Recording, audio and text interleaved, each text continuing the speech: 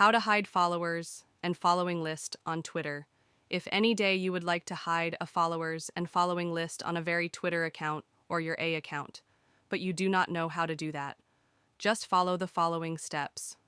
First of all, you have to launch to very a application on your mobile device. And after you find a React application, you have to tap on it. After tapping on it, you can see the interface like this. After you send interface like this, you have to go to the profile icon on the top. After you tap on the very profile icon on the top, you have to go to the option of settings and support, and then go to the option of settings and privacy. After you tap on the option of settings and privacy, you can send interface like this.